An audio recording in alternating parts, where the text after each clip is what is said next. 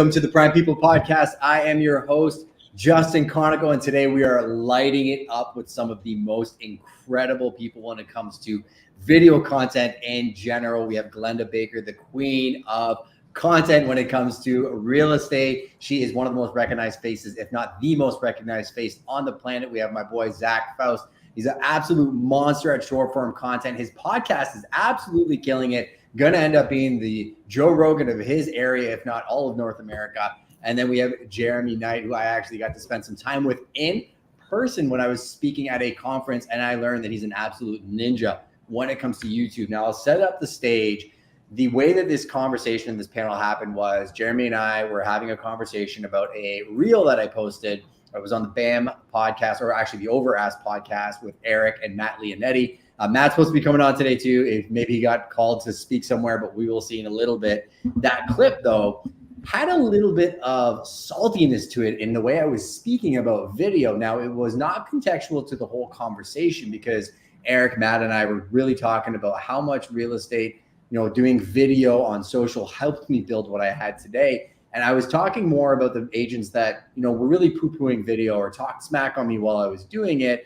And it didn't show the whole conversation, so left a little bit missing for the people that maybe want to do video but feel like they can't. So Jeremy, do you want to expand a little bit on the conversation that we had and kind of where your heart was at in that conversation?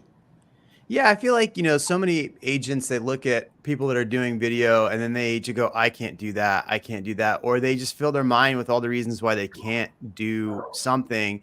And then they don't do it. And they don't realize the benefit that they actually get out of doing video and what it can do for their business in small ways and in big ways. So I just thought it was like, when we talked about a really good idea to bring on some of the best people right here to talk about Glennda didn't start being Glennda Baker like day one of video. Zach Faust wasn't Zach day one. I was definitely not good on video when I first started. So, it's always a progression. So I wanted to chat about it more and encourage more people potentially to jump on and see the benefits of it.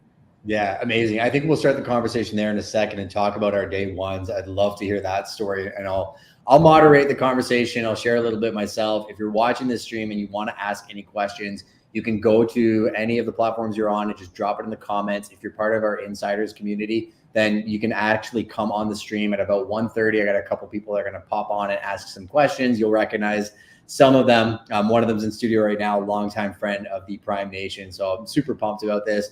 And I also think the synergy between this group of people I love because they've never asked me for anything. I've never needed anything from them. It is really a place where I've learned so much from each and every one of them. And they're authentic, real people. So I'm going to start with Zach first, actually, because I feel like you're a good origin story person to start. And then we'll go to Glennda and then Jeremy. Zach, what was your day one when it came to social video? Day one for me was first month being a real estate agent. January 2017 was when I first got on the Facebook, deciding, hey, I'm broke. This is free. People are on this. Maybe it'll work. That led into Instagram, which led into TikTok. Got on that April 2019. Clubhouse was December 2020. But all those origins, I was able to get on early. There's a big benefit to that. I think there's going to be more and more opportunity for that. I think we're still in that early age. But my origin story comes, I didn't have any background in sales. I was military. I had someone who basically bullied me into getting my real estate license. I didn't know how to talk to people, who to talk to, or really just what went into representing someone in a home sale. And the class, unfortunately, didn't help that. But after first year, got Rookie of the Year. After the second year, started the team. And after year 4, started Loft Realty. And now we're the #1 Google review team in the state, veteran owned adopt. And over 50%, I don't know the exact number, it's somewhere between 50 and 60 of our leads come in via social media, and our deals come in and close via social media. So yeah, it's a big piece of our business, and we're continuing to do it. Yeah, the way you're doing your new content, that kind of podcast interview style, I've learned more about Delaware than I probably ever would have cared to know. But it's engaging and it's very authentic, and we'll get to that. But I think it's a nice transition over to Glennda because, hey, Glennda, how did you get started on TikTok? Well, it's an awesome transition because a lot of people know the story, but some don't, that Zachary was actually my inspiration. I saw a video that Zachary posted on TikTok in February of 2020. It had 43,000 views on TikTok. And I will never forget. In fact, I have the video that I took on my phone of Zachary's video. And I looked at my friend Sergio Gonzalez in Westlake, California. And I said to him, I said, if that guy can do video, I can do video. And he inspired me to come back to Atlanta and start doing TikTok videos. Before that, I had just done Facebook Live, a little series called Posts from the Porsche. And I don't know that I was comfortable on video or uncomfortable on video. But what I did know was that I loved Zachary's delivery. I loved what he was able to communicate to his audience. And I knew that there was an opportunity to reach way more people on social media than I was reaching. And every time I look at Zachary, I just am so inspired by everything that he does, the way that he handles his business. And he is a true guiding light in our industry. And then I'll segue us over to Jeremy, because I had the opportunity to be in a video think tank with Jeremy. And I was so blown away by Jeremy's just vast knowledge of YouTube and how he had created his channel and how he was utilizing it for the consumer. It was like nothing I had ever seen before. And I was just so blown away by that. I was intimidated by it, but I love watching his style. I love watching his videos, and I love how he is really creating a place for the consumer to get knowledge about his city and about real estate. That's so eloquent the way you put it. I know Jeremy was really intimidating when I met him as well too, but he's a big cuddly teddy bear, and he shares a ton, and I think one of the most authentic people. So Jeremy, why don't you share your day one as well? Well, thank you for that, Glennda. That you were equally as intimidating to meet in person. I was like, "This is Glennda Baker? Oh my stars!" Yeah, and that was wonderful. Zach was there too. That was great.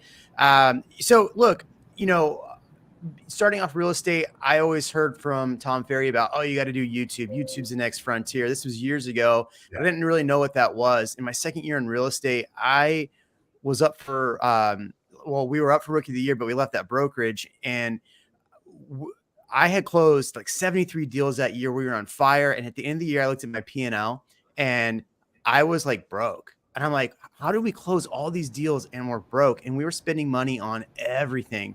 So I thought, okay, how can I reduce my cost and then like take the cost away and then exponentiate the amount of views, leads, all of this stuff. And I was like, okay, I got to figure out this YouTube thing. So it took a couple of years to really figure out the right way to do YouTube. And when I did, it caught fire. And for me, like there's so many different ways to do YouTube. So that was just the catalyst, is like really like, all right, I want to talk about what people want to hear, what they're actually searching for. What are they searching for? Let me be that voice. So that's what happened. And it blew up.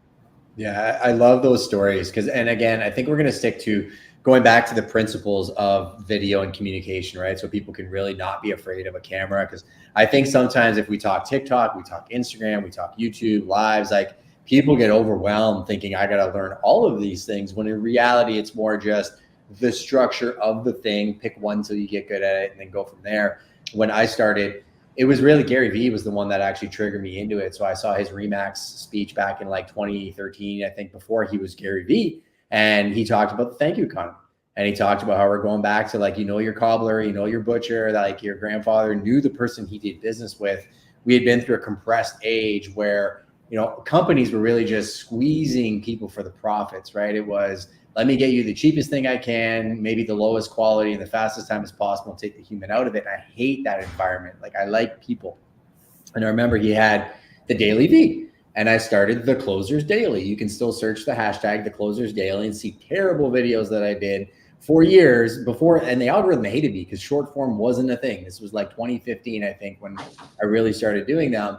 But what I found was, even though I didn't have the vanity metrics, the views, or the followers, I maybe had 1,000 followers back then. I would see people on the street and they'd say, hey, I watch all your videos. In my heart, I'm like, why don't you like it or comment? Because I thought it mattered.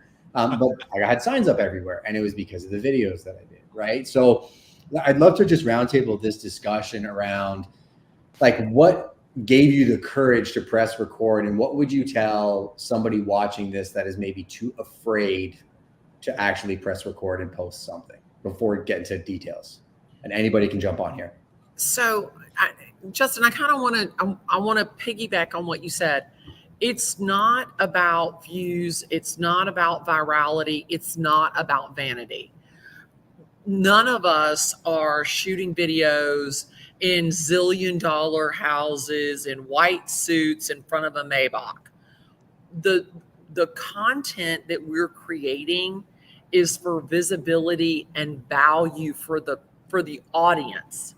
And that really is that really, in my head, if you are wanting to create video and you're intimidated, you're scared, you're not sure, talk about what you're passionate about, talk about what you're knowledgeable about, and don't look at the views. It doesn't matter if you have 10 followers or 100 followers or 100,000 followers. You don't know who is watching your video, but as long as you're providing value, you will get the visibility that will then give you the audience. And conversion happens in comments. It happens in conversation. So when somebody comments on your video, don't post and ghost. Comment back, get into conversation with that person.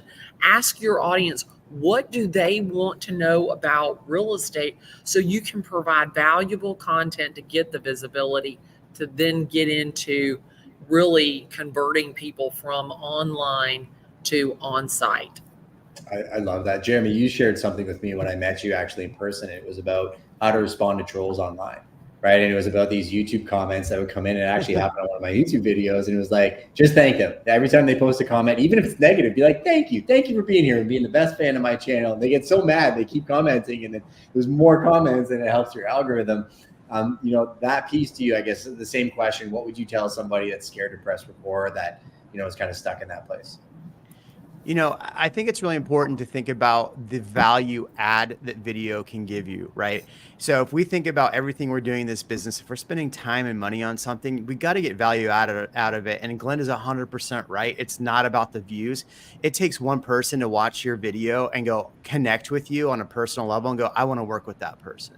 So think about it that way. If I can connect with one person per month off of one of my videos that says, this is the person for me, that's 12 more deals you'll do just because you did some video content. So think about it from that way. I actually got to the point where I realized how much money I was losing every time I did not post a video.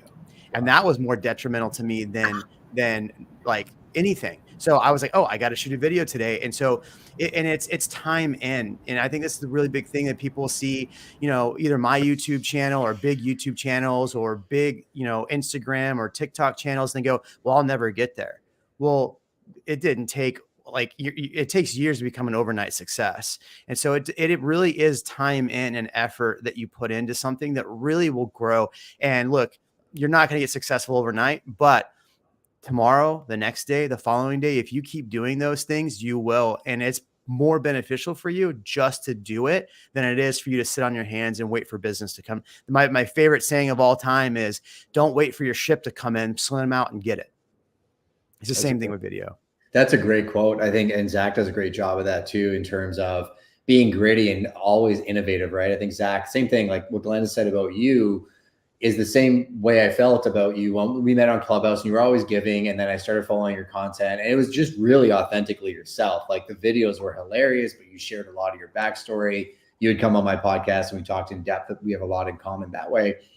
And I think you're somebody that can really speak to this about, how do you, though, like when you're pressing record, not get it stuck in mind worms, right? Like, how do you not feel like imposter syndrome, or what if people find out these bad things about me? Like, all the things that all three of us know, or all four of us know, make you more human. Like, how did you jump over that hurdle and become so authentic and truly yourself? There seems to be a lag. Oh, you're muted, I think, or there's a lag. I was on mute so that the people walking through my office didn't hear the mic. My bad. You're good. I didn't jump over the hurdle. And to your question was, how did I jump over that hurdle of fear and get on camera? I don't think I ever jumped over that hurdle, and I don't know if it's one I can jump over. What I did is I took the action and did it scared. I just did it afraid. And I'm in many situations all the time where I'm like, I don't belong in this room. I'm probably the 7th out of 8th realtor here. But when that happens, I'm like, cool. That means maybe I'll upgrade the 6th or 5th, or when I'm in that group, I'll be 3rd. And not that I'm always measuring myself up against everybody else, but I don't want to be the smartest person in the room. I'm definitely not the smartest person in this digital room. And I think a lot of us are so stuck in where we are and unwilling to make different decisions to lead to different results, because that would basically mean that we have to stop, look at ourselves in the mirror and say what we're doing isn't getting us the results we're looking to get. And that's what change involves. You have to look at yourself in the mirror and say, I haven't been doing it the right way. I need to, whether it's on video, go door knocking. The pressure isn't going viral. You don't need to be seen by everybody. You need to be omnipresent for the people that matter. And that can be done in a slew of ways. Like right now, I just got off a podcast interviewing a local videography company and another guy who does loans down near our beach area. And we had great conversations about life, about just everything. And his people are going to show that, or he is going to show that to his people. And that's the beauty of a podcast. And we also get clips from it. So that's one way to shoot content. And until you've tried a podcast, until you've gone live, until you created a TikTok, you may not know what you're good at. And frankly, you might suck at it all. But until you get in there and start lifting weights, you're not going to get bigger muscles. So stop trying to get bigger muscles by not lifting weights. Lift weights. Get yourself on camera. Yeah. Dumb advice, but just start. And I love the way you frame that too, right? That you were scared and you still are scared. There was a quote by Stephen Pressfield that I'll share. It's very timely. I sent it in my roll-up this morning. It says, the amateur believes he must first overcome his fear, then he can do his work. The professional knows that fear can never be overcome. He knows there is no such thing as a fearless warrior or a dread-free artist. And I think the reason I wanted to bring you all here today was so many people watching this look up to you all in terms of being a leader in the industry, a content creator, the businesses that you've built. You've already shared that, it hasn't been an overnight success. It's been gritty and messy, and that fear is still there. Like, I still mess up my lines, say things that, I feel imposter syndrome about, and then I go back to the well and I'm constantly greasing the groove and refining it. But we'll kick it back over to Glennda. On that note, how have you, I guess, improved your videos over the years? Like, what is your artistic process in going back and refining your creative process to get where you are for somebody that's kind of just starting? Well, I think that for me, honestly, I had kind of gotten bored. I didn't feel like that I was getting, I wasn't enjoying it. And what Denver and I sat down and did was we really kind of went to the audience. What do you want to hear? What are you looking for? We really went back to basics in our video content, because I almost felt like I was doing it for the wrong reasons. I was doing it because I was supposed to be doing video. I was the queen. I'm the queen of TikTok. Like, I have to do the videos. Mm-hmm. And I was just bored with them, and I didn't believe in them anymore. And so really, I kind of took a little break. I took a hiatus this summer and really, put on my vision board, wrote down what I wanted, what kind of value I wanted to bring. I also wanted to feel real with my audience, and I felt like this character. And I didn't like where I was. So I sat down and I promised myself I wouldn't shoot any more videos that I wasn't passionate about. I wouldn't just be committed to one style, that I was prepared to go in studio if I needed to do that, if that got my thinking cap going a little bit better. I also came up with a Google form where all of the ideas go, so they're very streamlined. And more important than anything, I did more stories. I did more lives. I took in more content. I watched people that inspire me. And I think that what I had done was I'd stopped consuming because I was creating and pushing out so much that I just stopped. I was just sick and tired of watching TikTok videos. And so I think that kind of being real about that and coming to grips with it myself, and then consuming content and being inspired again, really got the juices, my creative juices going again. So that's kind of what happened with me. But what I want your viewer to hear is you have, I mean, and I hope this doesn't offend you guys, but you've got 4 pretty normal people here. There's not really anything extraordinary about any of the 4 of us. We're just really good real estate agents. And we've been able to take that skill set and put it into video. And that is where the magic happens, is being able to share your expertise with the audience in a manner in which they can understand it.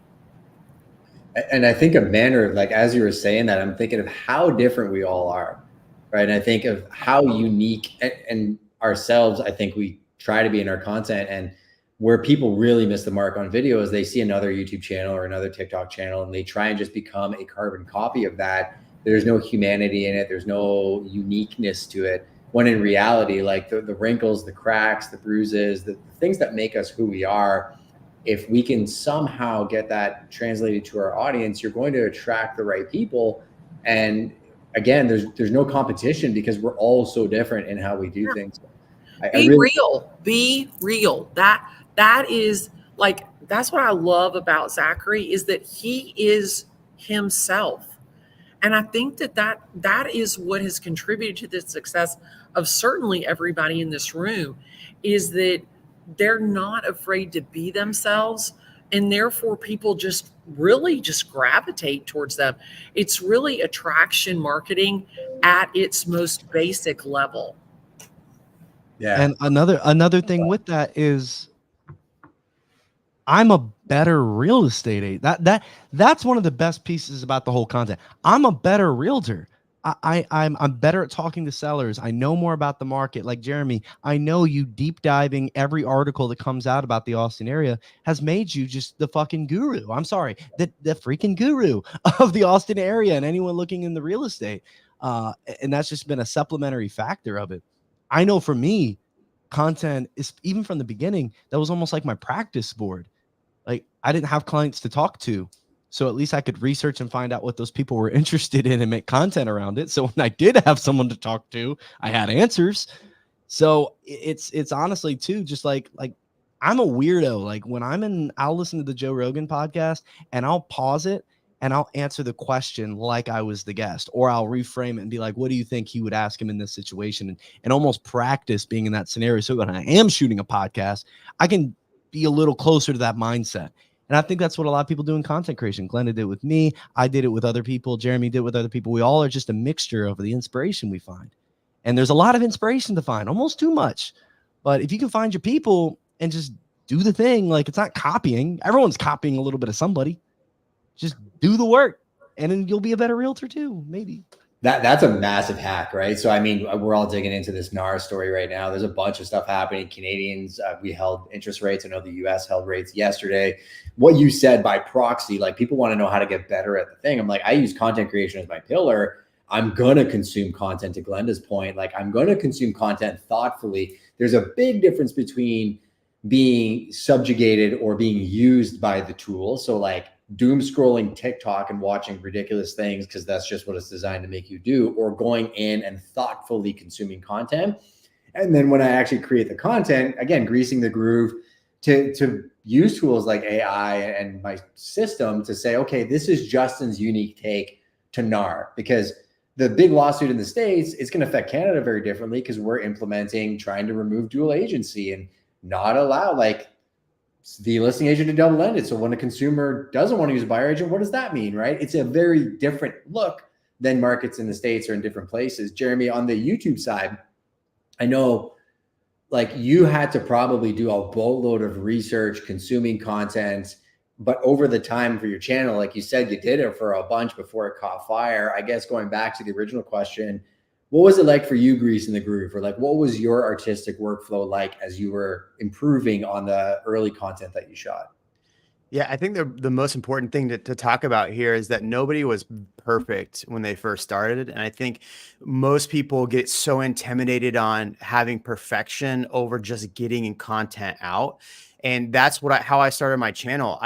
All right, what are the 5 places people are moving to? All right, how am I going to look this up? All right, so here's a video. Here's the 5 places people are moving to. Here's why they want to move here, here, here, here, and here. Okay, that was a good idea. People like that. Here's the 5 suburbs that they're going to want to move to. Here's if you're buying new construction. A lot of mine actually came out of frustration because I felt like I was answering the same questions over and over with my clients. So I figured if there was a way I could just put videos out there that were going to be evergreen, that people would see and then build trust and like, oh, this guy knows what he's talking about, and call me, I wouldn't have to answer a lot of those questions anymore. Now I could get straight into the meat and potatoes. Like, okay, where are we looking? What price point are we looking in? Here's what you need to know for this, this, this, and this. So it almost became like I was frustrated answering these questions over and over again. So I wanted to cut through and just answer the questions faster. And so that really helped me. And look, there's 1,000 ways to have a really productive YouTube channel. The way I do it is not the best way. There's a guy in my market. His name is Raj Sahu. He's fantastic. And this is a good tip. If you're listening right now and you don't want to be on camera, Raj has never once been on his channel. He's never put his face. He does property tours where he just does voiceovers. And the beginning of his video goes, I may not be the realtor for you. That's his hook. Mine's always, Jeremy, your favorite Austin realtor. He's like, I may not be the. And when the first time I heard him say that, I was like, why in the world would he say that? And he goes, so people would ask me why in the world I would say that. Brilliant. So you don't have to do it the way I do it. You don't have to do it the way Glennda does it, the way Zach does it. Do it your way, but you're not going to figure it out right away. It's going to take a process. And look, that's the nitty gritty. That's the dirty. Like Glennda had to refigure her channel, like what her message was, what she was doing. Sometimes you got to put it out there to really figure out what you're doing right and what you're doing wrong, and then ask questions. I think sometimes we're so scared to hear people's feedback that we're going to hear the negative. We need to take in the negative and the positive, because both of those things are going to make us better. All 3 of you probably get comments that maybe could make somebody feel one way or another. Can you respond to that about the negativity and like how you respond to it, or does it fuel you, or do you shrink away from it? I'd love to hear your take on that, Zach and Glennda. Well, I'll speak for Glennda and I on the TikTok side. And when a video does happen to go viral, is people are nuts. And anybody who's taking the opportunity to take a shot at you is in probably a worse life situation, or at least mental situation, than you are.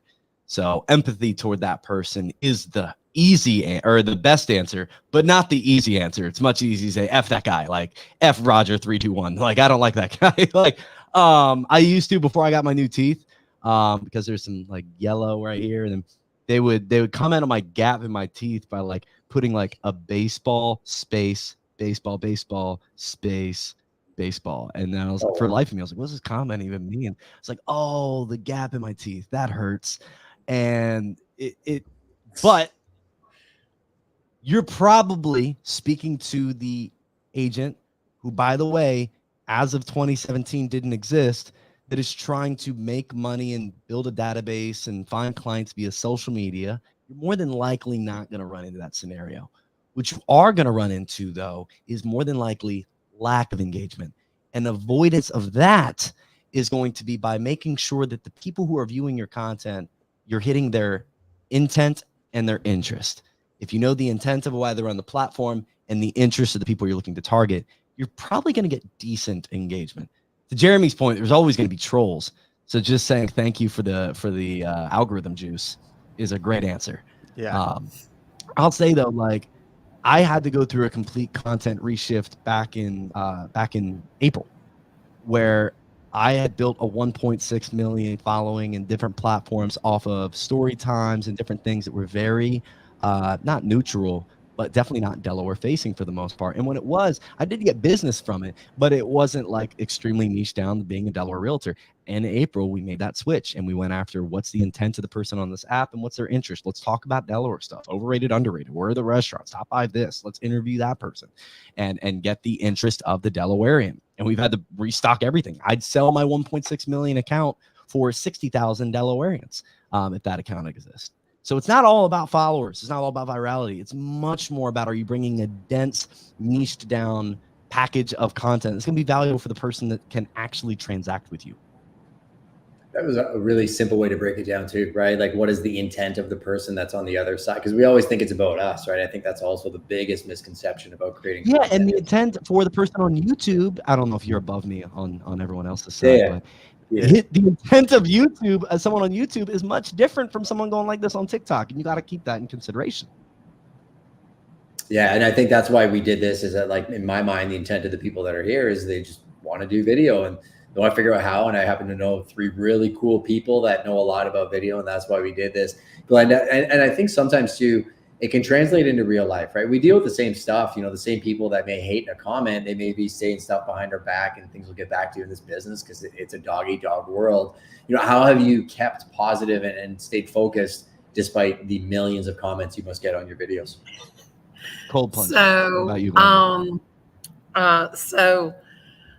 had to laugh when Zachary was talking about like user number 28462, because we'll get some of those on some of our videos. Anytime that somebody gets sassy, I like to pin them to the top and let the Glendarottis take care of them. That's typically my favorite thing. I'll sass back once in a while. But really, I want to give the attention to the people who show their love to me. And so, I will sass back from time to time. What's happened to me, and maybe it's happened to you guys too, is when a high profile person takes your video and uses it, or takes it out of context. And I've had that happen a couple of times. And I believe what I say. This is not scripted reality. This is real. This is raw. This is relatable. This is reliable. And this is relevant. I am not bullshitting people for comments or for views. And so when somebody takes my video and has something to say about it, I am prepared to take that person on like nobody's business. And I've had Dave Ramsey's daughter, I've had Grant Cardone, I've had Tom Cruise, I've had Tom Cruise. I didn't see that one. My goodness, Glennda. But not Tom Cruise him. Tom Cruise, some guy in North Carolina. Oh, okay. And no. I didn't say any. Tom Cruise did not reply to my video, but this other Tom Cruise did. And then what was really crazy was the guy took my video and edited it to sell a course. It was so crazy. So I've had lots of those things happen, but I focus on the people who show me love. I don't focus on that negativity. But if you take my video and you want to use it in a negative manner, you better buckle up, Buttercup, because I'm not going to back down from that. And I had all of the Glendarottis comment on Dave Ramsey's daughter. I can't even remember her name, but anyway, whatever her name is, I had all of them comment on her post that I was right and she needed to go away. So, use your army for good. Believe what you say. Don't bullshit people, and the trolls will go away. Yeah. Well, I was going to say you want to watch out for the Knights of Jeremy and the Ladies of Loft as well. If they stick them on you, you're all in a lot of trouble. Yeah.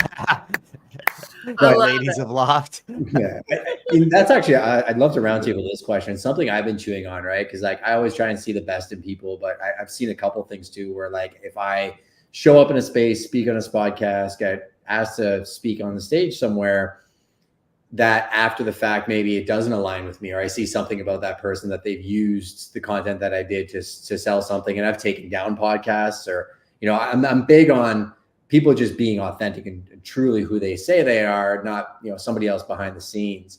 I guess the three of you, this is more just personal therapy for me moving forward. Like, how do you decide, or how do you kind of keep your name worth something in a world where people are just going everywhere and wanting to speak to everybody, and keep value behind your cosign? I guess that's my question. I'll go first. It's super tough. Yeah. Because people will edit what you say, take it out of context, mix it and match it to endorse them, sell their product, make it look like that you are their big fan. And that happened to me. It's happened to me several times. What kills me is to see somebody like Jeremy work so hard on his channel and create this amazing channel, and then some hack come along and try and duplicate it and claim they're the originator. Mm-hmm. To me, you know, lots of people take my style or are inspired by me, and I love that. That is completely different than stealing someone's entire setup and claiming it for you as the originator.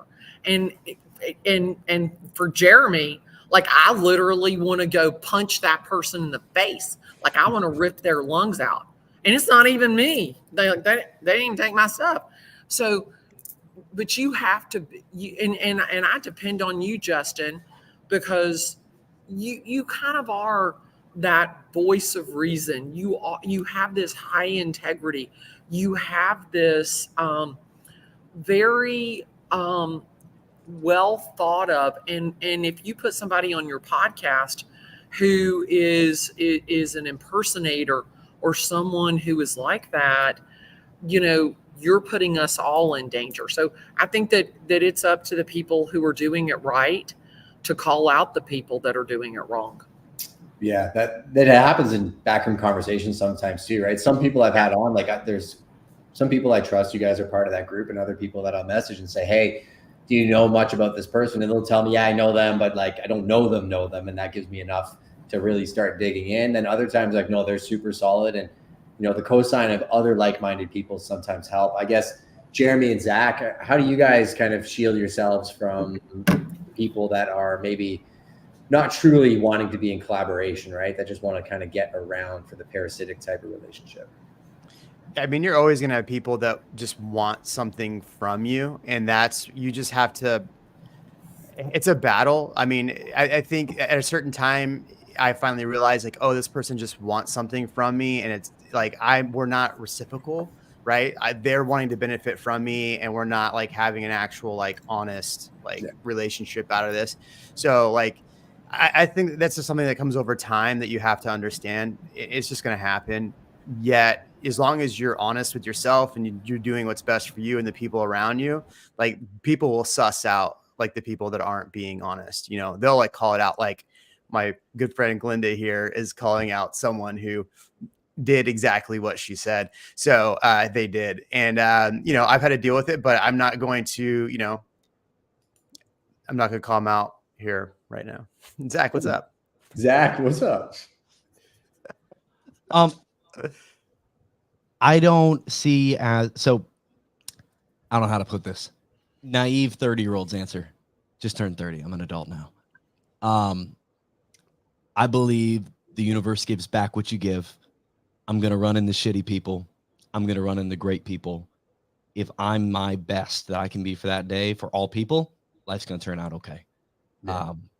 And if the person I'm looking to collab with, you know, and that's where I've probably gotten a little bit better and my results have gotten better, is I'm only collaborating with people that selfishly I have some benefit to getting something on the other side of it. I was saying yes to everything at first. And I know we're kind of veering off of the topic of the person that's listening to this, but especially in the video world, you start picking up some momentum, especially locally. And you're going to have restaurants and schools and different brands reach out to you and hoping you can help them. If it doesn't align with your overarching goal and message, though, just let them know. And ultimately, yeah, you're going to have people that are shitty, but I don't give anything away. But at the same exact time, once you're in the circle you're in, I don't hold anything back. And that's a flaw to some people. But for myself, I've had just as many people make up for the fact that I've had cruddy people come in, and just as many, you know, doors that open randomly that I never expected. That gives me another direction to where I was looking to go. So I think there is two very big lessons there for the person watching this who was even day one on video. Is one, that integrity with which you carry yourself matters, right? And if you're putting out content, think about that, right? Think about how you're carrying yourself in this world, the things you're saying, and how you're treating people on the way up, because you're going to see the same people on the way down. And then on the second piece of that is not getting too caught up in the topic I just brought up, because I mean, having friends like you really helps me understand that it doesn't matter. Like, it's just noise. And if I focus on that I'm not doing the thing that I actually should be doing, be aware of it, and like be, you know, protect your network and make sure that you are aligning yourself with the right people, not just everybody. I like that last message, Zachary, just in terms of, does it align with the vision? Because like, I was a scattergun of content. Like, you'd see me doing handstands, fly fishing, and like real estate and media. Like, those are the only two things anybody ever asks me about. So like, that's what I'll actually share. And I think that for somebody coming up, you may save them 5 or 10 years of helping them have to go through that. Go ahead, Glennda. Oh, you're muted, Glennda. Just talking to somebody. I was muted because I was talking to somebody else, Justin. Oh, I'm sorry. Go ahead, Jeremy. You know, one thing. Go ahead, Jeremy. You got it, baby. No. So one thing I think I always try when I give talks or I'm in front of people and kind of giving my 2 cents, if you will, is you have to think about it too. One of the questions in here, somebody, I think Megan had said, what are the top 3 things that you do to stay consistent? I think number 1, you need to understand why you're actually making this content, because once you understand why, the how is irrelevant, because you're just going to fill in the how, right? You're going to figure it out. Once the why becomes so prevalent that why am I doing this? Okay, I'm doing this because I want to bring value and I want to get business out of it. And so the one thing I see a lot of agents do is they make a lot of content that's really not aimed at anybody, or maybe it's aimed at other realtors, which is fine. If that's who your goal is to attract more realtors, then perfect. But if your goal is to actually get business out of it and educate people on the process or whatever it is, make sure you're making content that connects with that and not just throwing spaghetti against the wall. Because, an agent I was talking with the other day is like, yeah, I'm creating this shorts channel on YouTube and I'm doing all this stuff. I go, okay, well, how are you going to make money out of it? How much money are you spending? How are you going to make money off of it? And then like, how are you going to get your clients out of it? And they had no response for their stuff. They were just creating content to create content. I think that's also important to understand, like why and the exact like path. Like Glennda was saying earlier, she sat back and retooled her content because it wasn't fitting what she wanted and she wasn't feeling it anymore. And look, if you're creating just random content, you're going to get burnt out and then have no money. And then you have nothing to show for it either. So I think it's really important to understand the why. Yeah, super key. It's like if you're like, hey, I'm going to go sell coconuts, but you're like, well, where are you going to buy the coconuts and what are you going to price them at? And how are you going to actually give them to people and let them carry the coconuts away? Zach, you were going to say something though? He may not be hearing us right now. Oh, there he is. No, I'm here. I'm sorry. I might be a little chopped up. My apologies. Chopped and screwed like T-Pain. But the thing I was going to say is what Jeremy said, people making content for other agents. There's a lot of people who aren't self-aware enough to look at their own content and realizing they're mirroring people, which is great, repel and duplicate. They're mirroring people who have different intentions with their content than you have with your content. And that line needs to get drawn. And the difficult part of that is the vanity that gets, that part of the brain that gets, scratched when you got 86 comments, But if they're all realtors, are you actually hitting your purpose? Like some of my videos will get 2 comments, and it's like, hey, you should post it on this Delaware community page. I'm like, no, spam bot. But it's about the fact that I'm only going after that one person so many times in a row. Glennda's going after that same person. Jeremy's getting that same searcher on YouTube. And then they watch 8 of his videos, 12 of her videos, whatever. And then they feel like they have this B to A relationship with you, which makes it so much more comfortable for them to pick up the phone, email, text, or call you and not feel uncomfortable about it because they feel like they can already trust you. Well, and Zachary, you make a great point. The 4 of us are making content to be in relationship with our audience. Mm-hmm. We're not making content to just put out there to check the box. We're the 4 of us, the foundation of our content creation is to be in relationship with the audience. And I think that if you want to say, oh, what is the one thing? What is the driving force? For me, I want to be in relationship with the community that I'm building, because that is where I always say conversation happens in the comments, and the conversion happens in the conversation, and the conversation leads to the commission. And I think that is really where the magic is. I mean, I'm not trying to be a TikTok star. I'm trying to sell some houses, period. Like I'm here to sell houses, and I want to create content that resonates with the consumer that's going to buy, sell, or invest in real estate. So I think that you hit the nail on the head. We're making content with the foundation to move into relationship with our audience. Check this out. Like, I know where the 5 best cheeseburger spots are in Delaware because of Zachary, right? But if you think about that by proxy, what do I have? I have a really big network, and if somebody mentions to me, yeah, I know somebody looking to buy a house in Delaware, guess who's getting the referral from me without a doubt? Austin, Atlanta. I know West Perry Faces Road. That I literally know that road. I drove by it, and I'm like, oh, Glennda accidentally sold the wrong house on the street because of her content.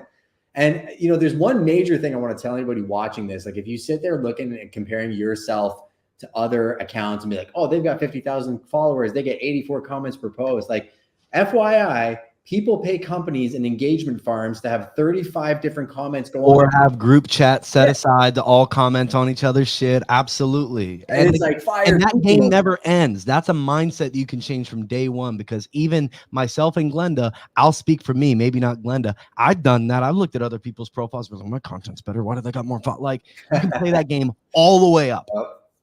Yeah. There's this one guy, I swear to you, there's this one guy, no lie.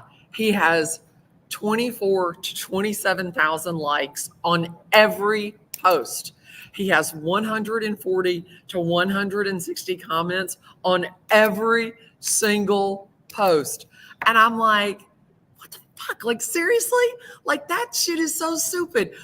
Who is that? And so I'm like going in, I'm texting Denver, and Denver, he's like the smartest person in the world. He goes, you do realize all those are bots, right? Exactly. I'm like, what? I love that you guys broke that down, though, because I don't think many people actually realize that. And the other side of that coin is it doesn't generate actual business, right? And like, there was a bot that jumped on my page. It's like, hey, I just gave you 100 likes on your last post, and I blocked them. Like, don't ever do that again. I don't actually want you to do that, because I'd rather have 10 people that actually will do business with me than 100 likes. We got a couple people in studio. We're going to get to a couple questions, introduce some friends of the pod. And then I'm going to let you guys go, because I know you're actual practitioners that actually sell houses. Don't just talk about it. I'm going to bring on Kendrick Richardson, my man. What's up, brother? Hey, how you doing? The Chicago realtor, the guy, if you're doing business in Chicago. Kendrick, what question do you have for the guest today? My question is, how do you balance personal life and actual business and content creation? Awesome. Great question. So Jeremy, we'll go Zach, then Glennda.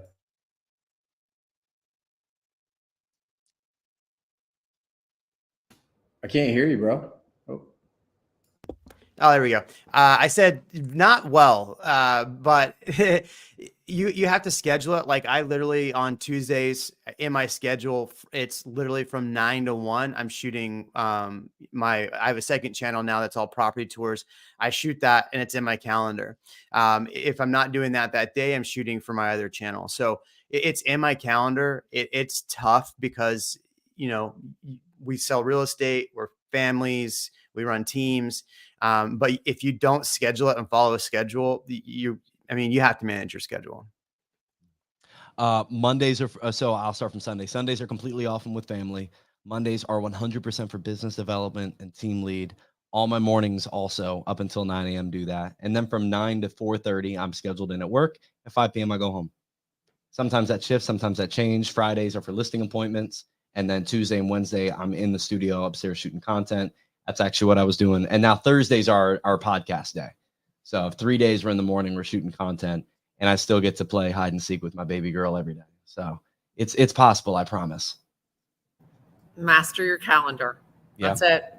The time Master your exists. calendar. Schedule your personal time first.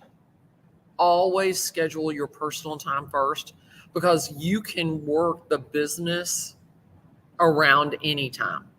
But you cannot work like Zachary's baby girl. She's going to bed at a certain time, period. Like she's got to eat at a certain time. Always schedule your personal time first, because that is your priority, not your business. I would say too, be aware that there are seasons of life, right? Like I've been redlining it for the last month, and I will until probably mid-September. I think over communicating with your spouses and your people are in your ecosystem of saying, hey, this sucks right now. I will miss you like crazy, but I'm going to be here on this and this day. And then actually somebody else gave me a super hack in terms of syncing with your spouses or the people in your world that matter, and making sure that they know what's coming up in your calendar in the next 2 weeks, and not being afraid to let them have the golden hammer and cancel stuff and making them a priority. So I think that was all great advice, and appreciate you being here, my man. I love seeing your face, Kendrick, and your content's great. Like I think of Chicago, I think of Kendrick. So Kendrick's a great example. People should follow him, of somebody that's doing it, brother. So nice to see you. And all right, we got another friend of the podcast. If anybody wants to come on to the Prime People Podcast and ask guest questions, just send me a DM on Instagram. I don't have anything set up for it. I just literally will send you the StreamYard link. We'll make time for it. Zach, he dropped off camera, so I'm not quite sure what happened, but I'm going to bring on a absolute killer in real estate. His name's Mark Arnstein from Toronto. He runs a phenomenal brand. Mark, welcome to the podcast. Introduce yourself and feel free to ask your question. Hey, thanks for having me on, Justin. Really appreciate it. My name is Mark Arnstein. I'm from Toronto, Ontario, or AKA North Toronto Living, which is right behind me. So one of the issues I have going on right now is I have all these fake accounts being created with my profile pictures and using fake names, and they're catfishing very unsuspecting women trying to pretend they are me. And it just blows my mind that literally Meta does nothing about it. So I guess the question is like, is it worthwhile to verify your account and get the little blue check mark? That's the whole purpose of it. Yeah. It's so people like you and I can have have a chance at saying, hey, this is me. Yeah. It's like $14.99, but yeah, that's currently, to my knowledge, the only solution. Right. Well, they won't even verify me because my name on my driver's license isn't Glennda Baker, Atlanta. So they won't verify me on Instagram. Really? They did it with me with Zachary Loft. Loft's not my last name. No, that I didn't get in under the cut. They kicked it straight back. They verified me on Facebook. They didn't verify me on Instagram. But what I would just say to you, Mark, is just make sure that you're putting out what your true profile is and letting people know that there's fake accounts of you.